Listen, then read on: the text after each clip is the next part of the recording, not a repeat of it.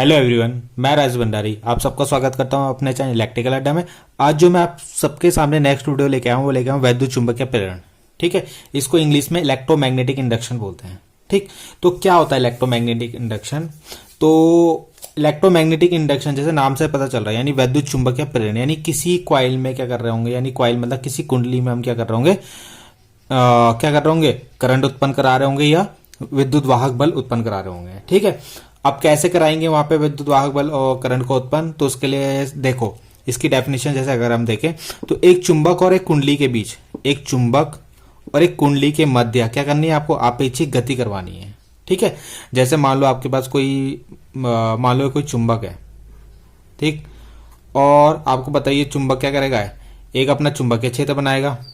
ठीक है, अब जब इस चुंबकीय क्षेत्र के संपर्क में कोई कुंडली आएगी, सपोज मान लो ये कुंडली है, ठीक, ये इस चुंबकीय क्षेत्र के संपर्क में आएगी और अगर इनके बीच में आपेक्षिक गति हो रही है, आपेक्षिक गति कैसे हो रही है, मान लो इस चुंबक को आप आगे की तरफ ले जा रहे हो, ठीक है, या इस चुंबक को पीछे की तरफ ले जा रहे हो यहाँ पे, तो क्या होगा, इससे जो ये फ्लक्स होगा ना, ये चुंबकीय बल रेखाएं ये भी आपकी क्या होंगी, कम ज्यादा, मतलब इसके अंदर से कम ज्यादा पास होंगी, किससे, कुंडली से, जिसके कारण यहाँ पे क्या हो जाएगा, अब एक ईएमएफ या करंट उत्पन्न हो जाएगा यहाँ पे, इस कॉइल में यहाँ पे एक करंट उत्पन्न हो जाएगा।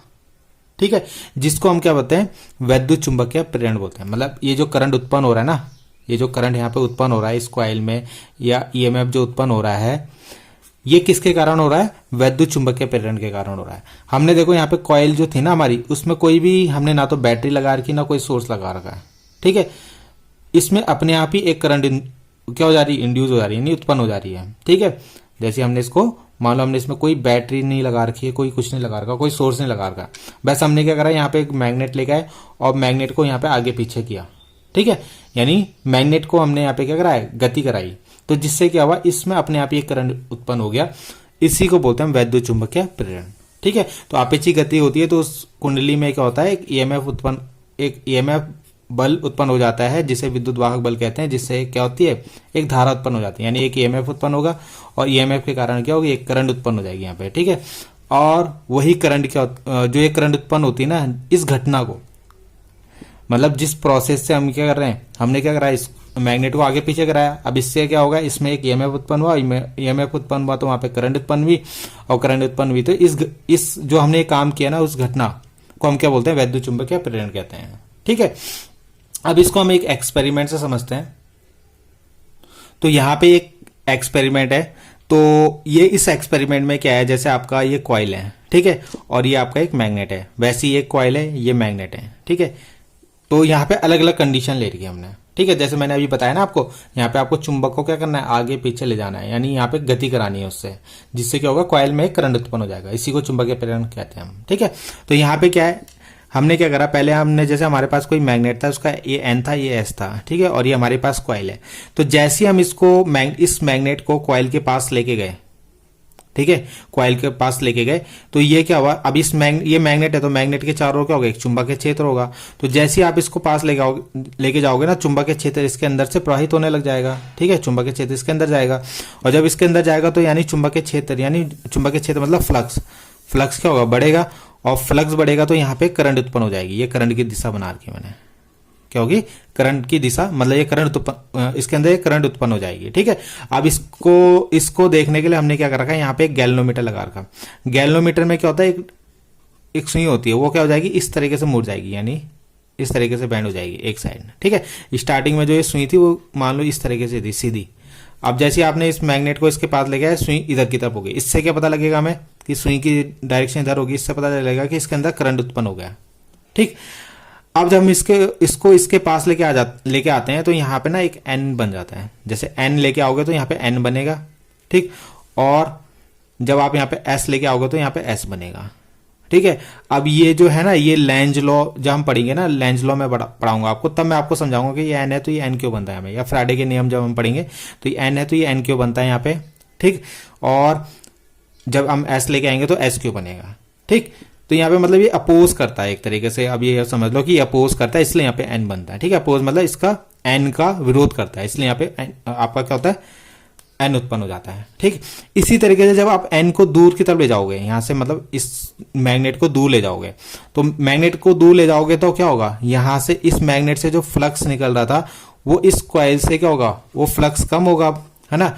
मान लो जैसे आप इस मैग्नेट को यहाँ लेके आए थे तो फ्लक्स यहाँ पे इसके अंदर से ज्यादा फ्लक्स जा रहा था, यानी चुंबकीय बल रेखाएं ज्यादा जा रही थी, तो उस केस में फ्लक्स बढ़ रहा था, तो फ्लक्स बढ़ रहा था तो करंट उत्पन्न हो गई। अब इस केस में आपने क्या करा, मैग्नेट को दूर लेके गए, तो मैग्नेट को दूर लेके गए तो जो इसके अंदर का फ्लक्स था वो वापिस मतलब फ्लक्स क्या होगा, कम होता रहेगा, यानी आप ये फ्लक्स जो इससे टच हो रहा था वो कम होगा। अब कम होगा तो उस केस में भी आपकी करंट उत्पन्न होगी। अब करंट की दिशा उल्टी हो गई, देखो पहले यहाँ नीचे की तरफ थी, अब ऊपर की तरफ। अब जो हमने गैल्वेनोमीटर लगाया था उसकी डायरेक्शन भी उल्टी हो जाएगी। ठीक है, क्योंकि हम विपरीत दिशा में आपके लगा रहे हैं, गति करवा रहे हैं मैग्नेट की। ठीक, थर्ड केस में हमने क्या करा, बस यही प्रोसेस दोबारा किया, मगर अब की बार हमने एस को ऊपर के, अब की बार एस को इस क्या कुंडली के पास लेके गए। ठीक है, तो जब हम एस को इस कुंडली के पास लेके गए तो यहाँ पे एस उत्पन्न होगा और इससे फ्लक्स गुजरेगा इसके अंदर से इस तरीके से। तो जब फ्लक्स गुजरेगा तो यानी फ्लक्स की वैल्यू बढ़ेगी, फ्लक्स की वैल्यू बढ़ेगी तो यहाँ पे करंट उत्पन्न होगी। अब करंट जो उत्पन्न होगी वो इस साइड डायरेक्शन में होगी। देखो जब हम एन को लेके गए तो इस डायरेक्शन में हुई थी, है ना, नीचे की तरफ, और जब हम एस को ले गए तो ऊपर की तरफ हुई। ठीक है, अब जब हम एस को दूर की मतलब इस मैग्नेट को दूर की तरफ ले गए तो यहाँ पे क्या होगा, फिर से करंट उत्पन्न होगी। क्यों, क्योंकि जो इसके अंदर से फ्लक्स पास हो रहा था वो क्या होगी, उसकी वैल्यू कम होगी, तो फ्लक्स की वैल्यू कम होगी तो यहाँ पे फिर से एक करंट उत्पन्न होगा। ठीक है, और जिसके कारण क्या होगा, ये जो गैल्वेनोमीटर उसकी सुई है अब क्या विपरीत दिशा में घूमेगी इस तरीके से। ठीक है, और ये एस है तो यहाँ पे क्या बन जाएगा, अब एन बनेगा। ठीक है, और जब हम एन को दूर ले जा रहे थे तो एस बनेगा, क्योंकि इसको अब अट्रैक्ट करने की कोशिश करेगा। ठीक है, अब एस को दूर ले आ रहे तो यहाँ पे एन बन जाएगा। ये इसको गति का विरोध करता है। विरोध मतलब जब आप जब मैग्नेट को पास लेके आ रहे हो तो यहाँ एन बन जाएगा, यानी पास नहीं आने देगा, और जब आप इसको दूर ले जा रहे हो तो यहाँ एस बन जाएगा, इसको दूर नहीं जाने देगा। ठीक है, तो यही फैराडे का जो लेंज लॉ है ना, उसमें मैं आपको समझाऊंगा अच्छे से। तो अभी आप केवल ये याद रखो कि आप क्या कर रहे हो, जैसे मैग्नेट को, इससे हमें पता क्या चल रहा है इस प्रयोग से, इससे हमें ये पता लग रहा है कि जैसे हम मैग्नेट को इसके पार लेके जा रहे हैं या इससे दूर लेके जा रहे हैं तो यहाँ पे करंट उत्पन्न हो रही है। ठीक है, अब करंट उत्पन्न हो रही है तो यही क्या है, वैद्युत चुंबकीय प्रेरण है। आप मैग्नेट को गति करा रहे हो किसके सापेक्ष, इस कुंडली के सापेक्ष, जिससे क्या हो रहा है, वैद्युत चुंबकीय प्रेरण के कारण इसके अंदर करंट उत्पन्न हो रहा है। ठीक है, तो यहाँ पे मैंने नोट में यही लिखा हुआ है नीचे, जब कभी कुंडली से गुजरने वाली बल रेखाओं की संख्या में परिवर्तन होता है। परिवर्तन कैसे हो रहा है, जब पास लेके आ रहे हो तो फ्लक्स बढ़ रहा है, यानी चुंबकीय बल रेखाएं बढ़ रही है, और जब आप दूर ले जा रहे हो तो कम हो रही, तो दोनों केस में क्या होगा, करंट उत्पन्न होगा। ठीक है, क्या होगा, फ्लक्स में परिवर्तन होगा तो ईएमएफ उत्पन्न होगा, ईएमएफ उत्पन्न होगा तो करंट भी उत्पन्न हो जाएगी।